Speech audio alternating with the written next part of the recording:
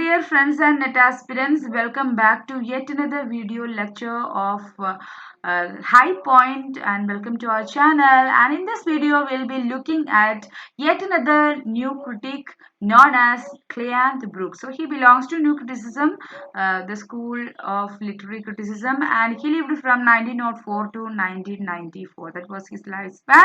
And we'll be having an introductory section about him. At the same time, we'll look at major text and the titles of the text, as well as major concepts and concerns that Brooks put forwarded as a new critic. So if you want to know more elaborately about new critics, and at the same time Cleanth Brooks, all the other critics and authors related to English literature, American literature, or any other literature relevant in NTA, UGC, NET, JRF, English language and literature, you can visit my website www.highpoint.in, and you can see 10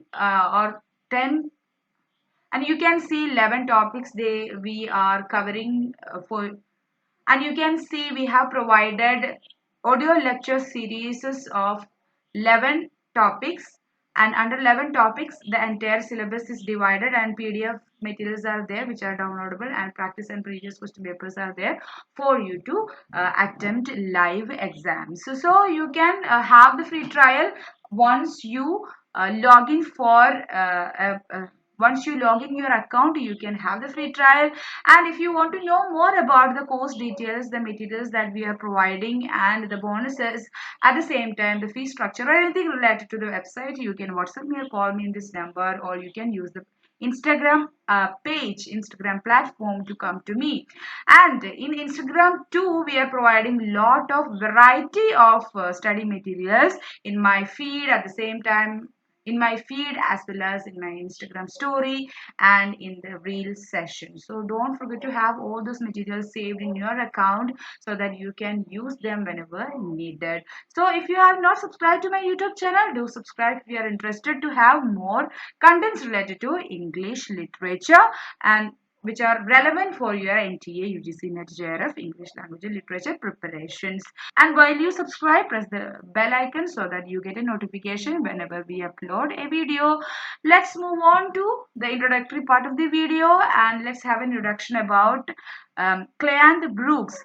So Cleanth Brooks, he was an American literary critic and professor and central figure in New Criticism. So he was a central figure, key figure in New Criticism. So this is what you have to remember whenever you hear about, or whenever you think about Cleanth Brooks. So he belongs to the school of literary criticism known as New Criticism. Okay, and in his works he argues for the centrality of ambiguity and paradox as a way of understanding poetry.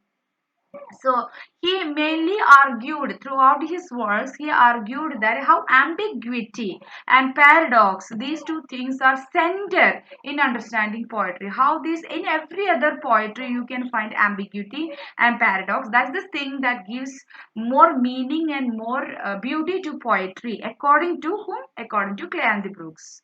So you must have learned this essay by him titled as Language of Paradox. So in which he mainly talks about the relevance and the inevitability of paradox as a major ingredient in every other poetry.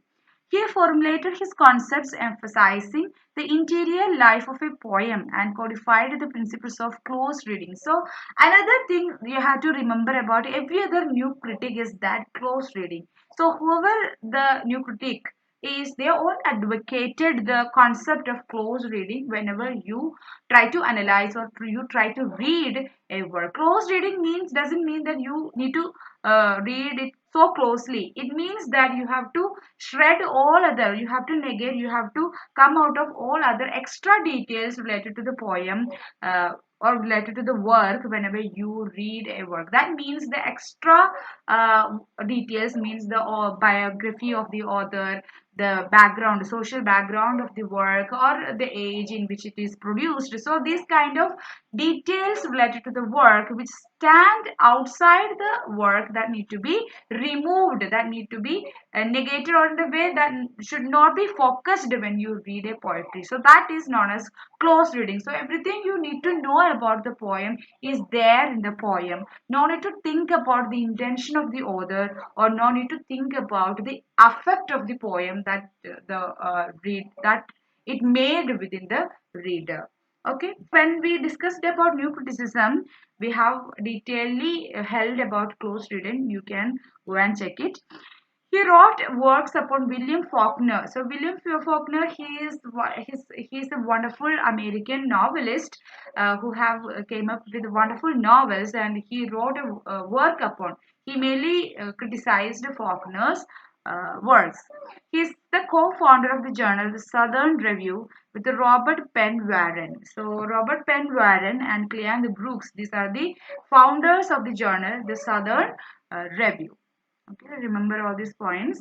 Now let's have the titles of his major works. He has come up with many works. I have selected some among them and the relevant things that I have seen in the previous question papers, and the relevant works in which he has put forwarded relevant concepts as well. So let's see the titles of major works. See, read along with me, pause the video and read this entire list 3 to 4 times. Okay.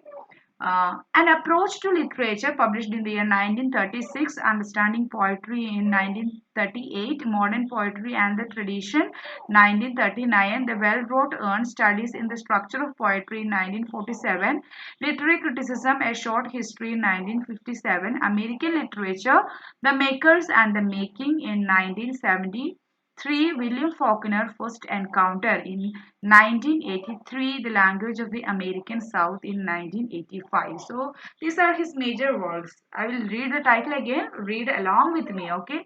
An Approach to Literature, Understanding Poetry, Modern Poetry and the Tradition, The Well-Wrought Urn. Remember this, okay? The Well-Wrought Urn, Studies in the Structure of Poetry, Literary Criticism, A Short History, American Literature, The Makers and the Making, William Faulkner First Encounter, The Language of the American South.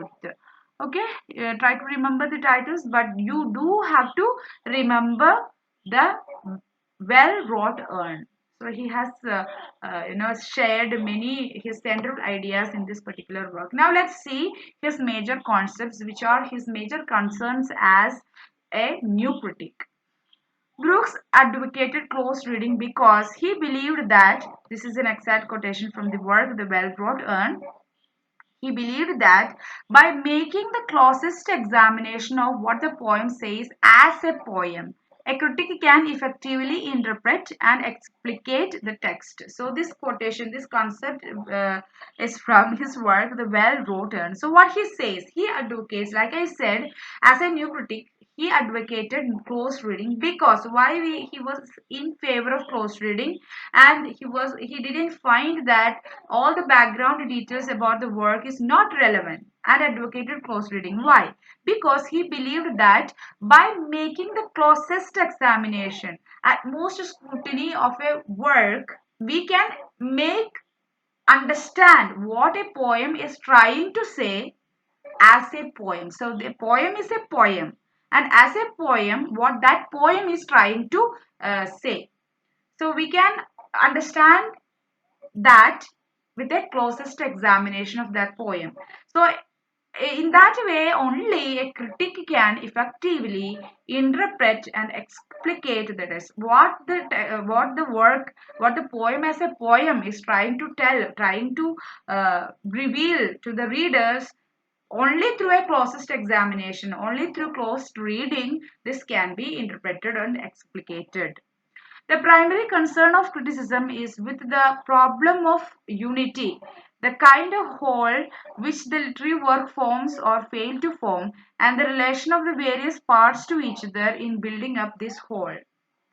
So, he also emphasized the structure of poem, that he says that the primary concern of criticism is with the problem of unity. Why this is a problem? The kind of whole which the literary work forms or fail to form, and the reaction of the various parts to each other in building up this whole. So this entire literary work is a wholesome thing, and whether it is failed to be a unity or whether it is a unity of its own. But when we criticize, what is our concern? How these parts are building to each other, build up each other to form this entire whole. How this interrelated in order to form this entire whole of the work, the entire whole poetry.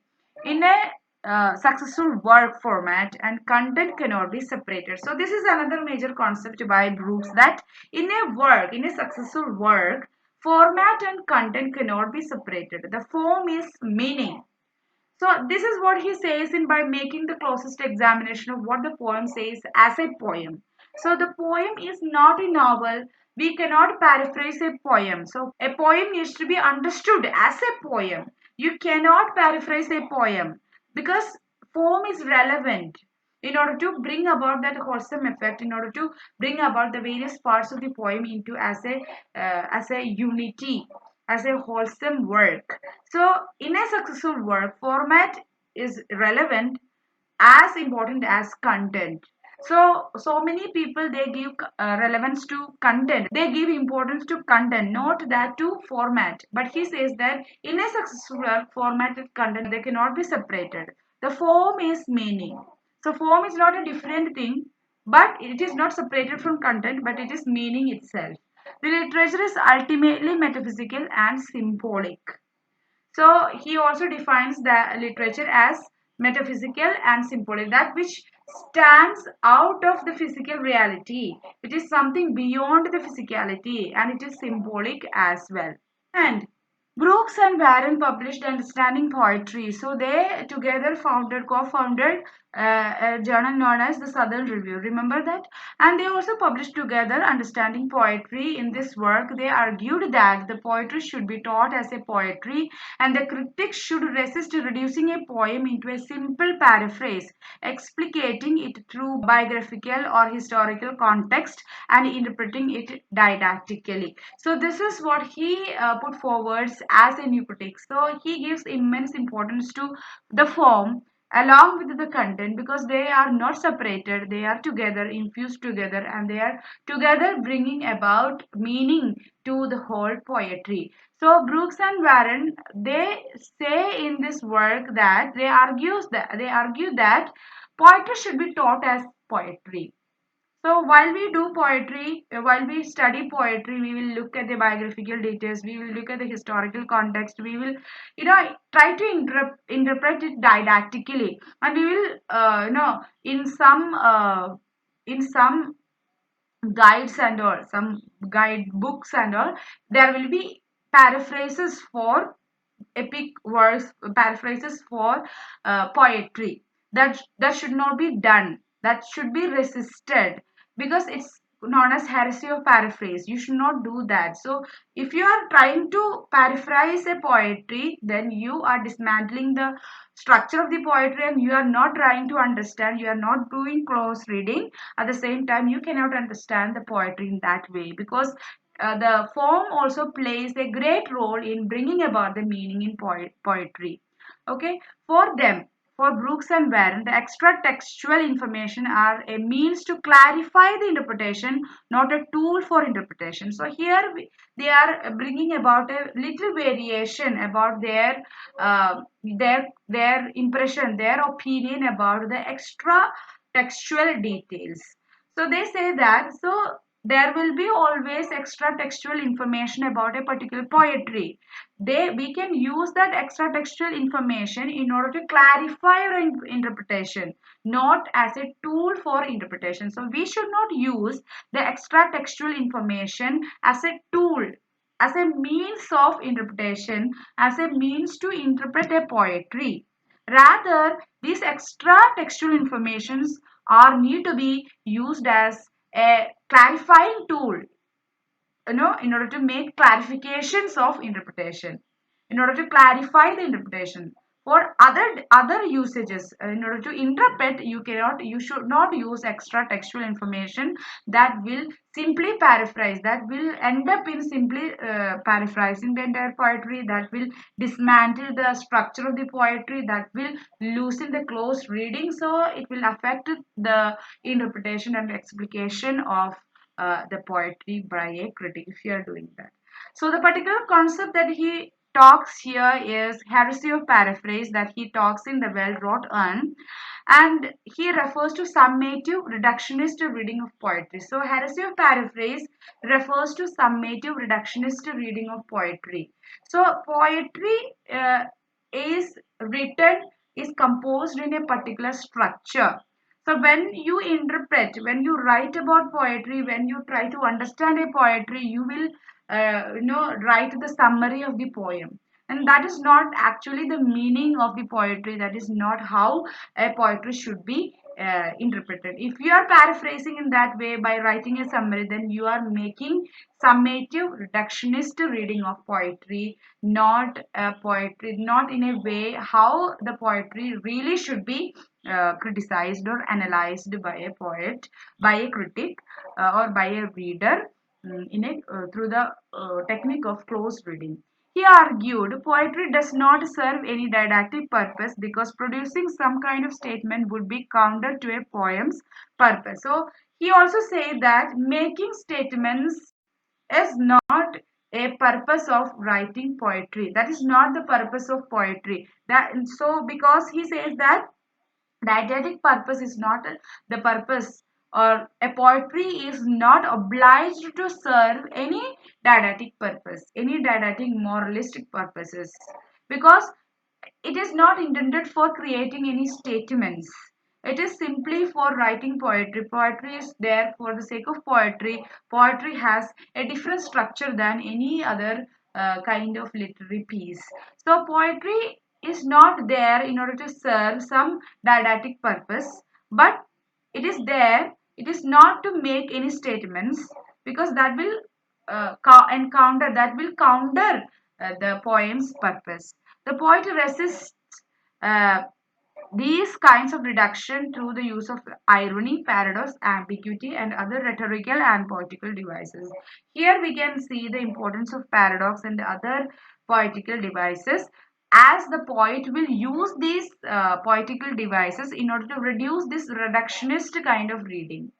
So reductionist means summative and making summaries, or didactic kind of explanations that we intended to give to a poetry, that will be resisted. That kind of heresy of paraphrase will be resisted through the use of irony, paradox, ambiguity, and other rhetorical and poetical devices. So that's how, and that's why a poet should use, and poets are using these kind of poetical devices like irony, paradox, ambiguity, and various other rhetorical devices in order to reduce this kind of heresies done with poetry, heresy of paraphrase especially.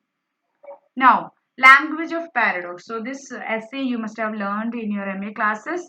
So what is a paradox? Paradox is an anomalous juxtaposition of incongruous ideas for the sake of striking exposition or unexpected insight. So a paradox will contain two contradictory ideas. It's a sentence, it's a statement, and in which you will find two or more, mainly two contradictory ideas are juxtaposed, existing simultaneously within a statement, within a sentence itself. So this will strike more unexpected insights. It will bring about more unexpected meaning. It will bring about more a higher level of meaning inside the poetry. So in I'll tell you an example. In Ode to West Wind, Shelley does a paradoxical statement about west wind. In the first stanza itself, Shelley calls the west wind both the preserver and the destroyer. Nothing can be destroyer and preserver at the same time, but he calls the west wind as a preserver and also a destroyer. No, and he brings about more explanation. So this paradox, juxtaposes the two different kind of contradictory nature of the west wind, and it brings about unexpected insight and greater levels of meaning in that poem. And Brooks outlined the use of reading poems through paradox as a method of critical interpretation. So you have to, in every other poetry, it is quite obvious that paradox will be there. So paradox will be there in order to reduce heresies of paraphrase inside a poem. At the same time, it will bring about more meanings and more beauties to the poem, and it is inevitable in every other poem. And he he uh, reveals paradoxes in many poems, and he brings about many examples inside this essay. I'm not going to tell about that now here. If you want, you can comment below, and also you can refer to my website as well. So Brooks outlined the use of reading poems through paradox as a method of critical interpretation. So whenever you read the poem, you try to understand what is the paradox, what is the element of paradox inside that work author is that the author is trying to say as a method of critical interpretation. Okay, so when you try to reveal this paradox, reading through that poem, that is the method of critical interpretation he want us to follow. Paradox in poetry means that tension in the surface of a verse can lead to apparent contradictions and hypocrisies. So paradox simply does not only mean seemingly relevant contradictory ideas only, but there will be a tension going on in the poetry at the surface level of the verse that can lead to apparent and more deep contradictions, at the same time hypocrisies. He argues in his essay The Language of Paradox that the language appropriate and inevitable to poetry. He argues in his essay that the language appropriate and inevitable to poetry. So paradox is a thing that is appropriate, that need to be used in every other poetry, and that is inevitable, unavoidable in every other poetry. That you need to discover that paradox and that tension going through in the poetry as a method of critical interpretation. So when revealing that paradox, understanding and reading that paradox is the method of critical interpretation that a critic should do, that a critic should practice while analyzing a poetry. He used the Wordsworth poem, it is Beauteous Evening, calm and free, and composed upon Westminster Bridge, Donne's canonization, Shakespeare's Romeo and Juliet. So these poems that he takes in order to explicitly explain his concepts related to paradox and close reading in this essay, Language of Paradox. Do remember these titles because questions can be asked. Now, so that's all about Cleanth Brooks, and this was a brief video. If you want more explanation, you can visit my website, and if you want to know more about the facilities that we are providing through our courses, the bonuses, the extra things that we're doing for our students, and the fee structure, or anything related to our online course, you can WhatsApp me or call me in this number, or through Instagram page too. You can contact me, and do follow me on Instagram if you are interested to have more comprehensible study materials for NTA, UGC, NET, JRF, English language and literature. And if you have not subscribed to my channel, do subscribe if you like it. And if you want more contents related to English literature, and if you like this video, please press the like button, and also share this to your needy friends. So that's all about it. Meet you in the next video session. Until then, stay tuned to High Point and be happy in your life, and strive for your success in NET, JRF, English language and literature. Bye bye.